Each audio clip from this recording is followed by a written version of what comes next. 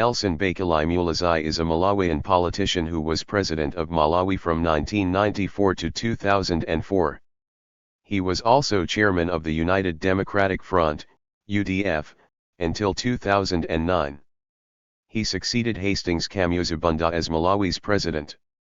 He also served in Banda's cabinet as minister without portfolio, before retiring in 1980. Muluzi served as Minister and Secretary-General of Brown Matanyola for years until he was dismissed for abusing MCP party funds.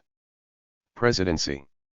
Muluzi was the candidate of the opposition UDF in the May 1994 presidential election, the country's first multi-party election. He won the election with 47% of the vote, defeating Malawi's leader since independence, Hastings Kamuzibanda. There was no provision for a runoff election in Malawi, so this was enough for him to end Banda's 33-year rule, dating back to when Malawi was still a British colony called Nyasaland. He was re-elected in June 1999, taking 52.4% of the vote and defeating challenger Gwanda Shakwamba, who was the leader of the opposition movement.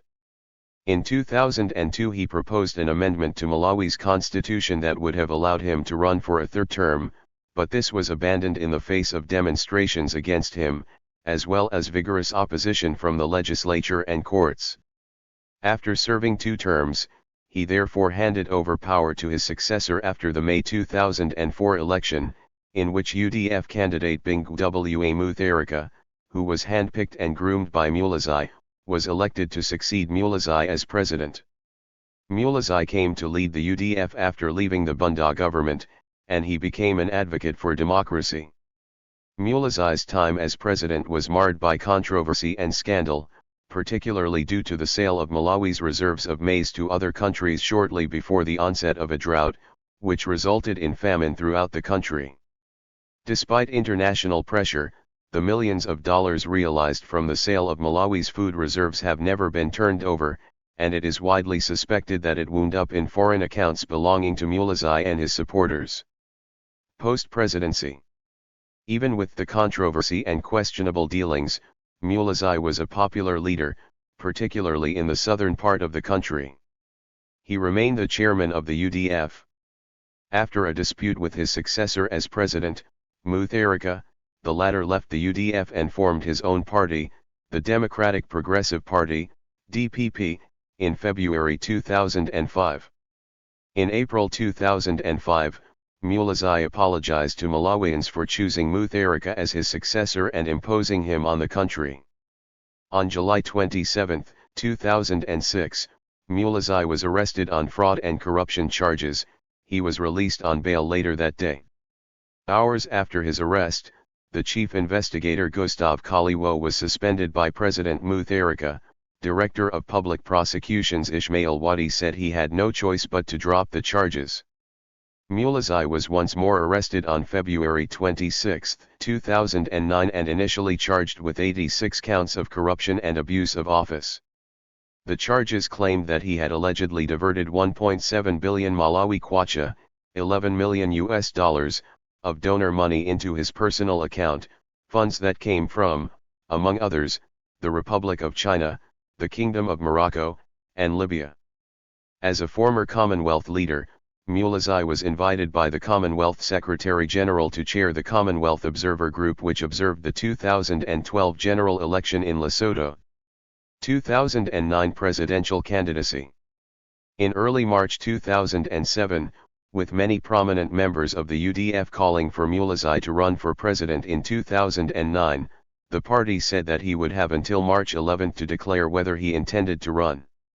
Accordingly, on that date Muluzi announced that he would seek the party's nomination as its presidential candidate. The question of whether Muluzi is eligible to run again has raised some controversy. Because the constitution refers to a limit of 2 consecutive terms, this could be regarded as enabling Muluzi to run again after being out of office for a term.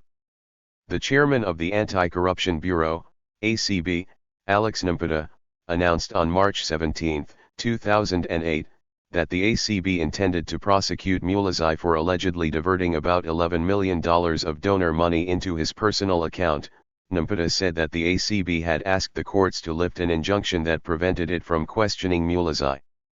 Kennedy Makwangwala, the Secretary General of the UDF, denounced this as political persecution.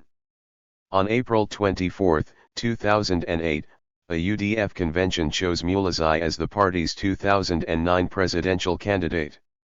He received 1,950 votes against 38 for Vice President Kazim Chilumfa.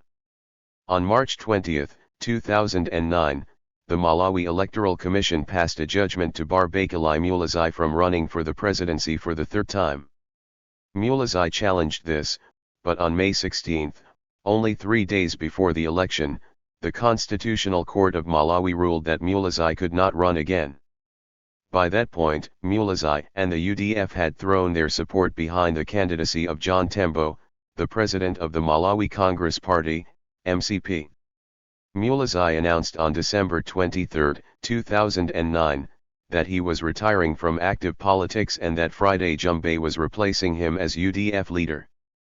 2008 arrest. After Mutharika formed the DPP in 2005, over 70 members of parliament joined the DPP. The opposition, including the UDF, has sought to have these MPs expelled from their seats for switching parties. In May 2008, Mutharika said that Mulizi was trying to remove him from office by depriving the DPP MPs of their seats. To press its demand for the removal of the DPP MPs, the opposition had refused to debate any government bills. Mutharika called Mulizi a coward and accused him of treason.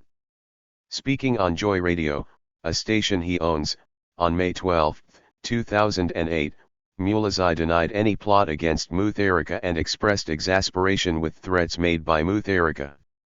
8 prominent associates of Mulizi were arrested shortly afterward in connection with the alleged plot to overthrow Mutharika. An arrest warrant was also issued for Mulizi, who was in the United Kingdom at the time on holiday.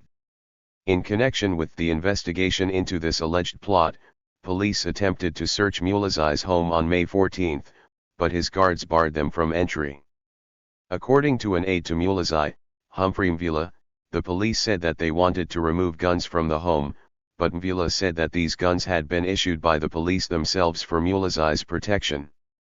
On the same day, Mulizi said on Joy Radio that he would return to Malawi from the United Kingdom regardless of the alleged plot. By May 25, all but one of the 8 arrested associates of Mulizi had been released on bail. When Mulizi returned on May 25, 2008, he was arrested at the airport in Lilongwe. Mulizi had planned to address a UDF rally upon his arrival, and police surrounded the stadium where the rally was to be held. Thousands of infuriated supporters of Mulizi clashed with the police and blocked roads following his arrest. Mulizi was promptly flown to Blantyre, placed under house arrest at his home in Limbe, near Blantyre, and interrogated. His home was also searched by the police. Mulizi was questioned for about 2 hours and was shown documents which purportedly linked him to the alleged plot. Speaking on Joy Radio on May 27, Mulizi said that the documents were laughable and fake and accused the government of attempting to intimidate and silence the opposition. His lawyers said on the same day that they would seek bail for Mulizi. According to one lawyer, the only people allowed into Mulizi's home by the police were 4 lawyers and a bodyguard, and he had been asked to name family members and lawyers who would be given permission to visit. On May 29, Mulizi, who had still not been charged, appeared at the High Court in Blantyre for his bail application. On his arrival, he declared that the government was useless.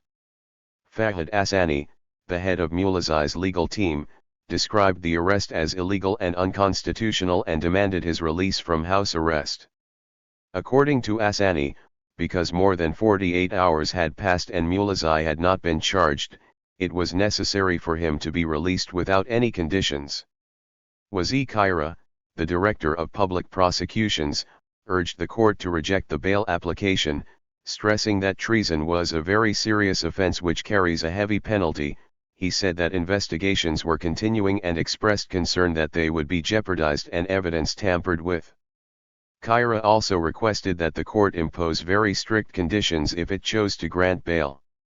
Judge Joseph Meni Umgwe granted Mulizi bail on May 30, saying that in the absence of any charges against Mulizi he had to be released. According to Meni Umgwe, Mulizi had the right to bail regardless of the gravity of the alleged offense. Kaira said the investigation was ongoing and that charges would follow. Allegations of intimidation and 2009 legal charges. Speaking to Capital Radio on February 22, 2009, Mulizi accused the government of using intimidation against his presidential candidacy and warned that such conduct could lead to problems. A few days later, he was charged by the Anti-Corruption Bureau with stealing $12 million of aid money. He appeared before a court in Blantyre and was released on bail. He appeared in court again on March 12, 2009 but failed to enter a plea on the 86 graft charges against him. Kale Kaney Koffel, a lawyer for Mulizi, asked for a delay, arguing that this is the first time someone has been charged with such a volume of cases in Malawi and that, since the defense had not seen the charges until early March, it needed at least 14 days to study them to make proper responses. On July 10, 2014, Mulizi was appointed Special Commonwealth Envoy to Swaziland, an appointment endorsed by the President of Malawi, Peter Mutharika. Personal life. Mulizi was Malawi's first Muslim president. He was married to Annie Chidziro Mulizi and then Patricia Chanel Mulizi while in office. After divorcing Annie Mulizi, he remarried Chanel Mulizi. His children include Austin Atapili Mulizi. He is father-in-law to Angela Zakpa. Mulizi's firstborn daughter, Esmatwini Mulizi, died after being struck by lightning on December 12, 2016. Mulizi outlived his wives. Patricia Chanel Mulizi, known by then as Chanel Jimbirai, died on June 10, 2024 in a plane crash, while Annie Chidziro Mulizi died in 2021 due to lung cancer. Thank you for watching this video.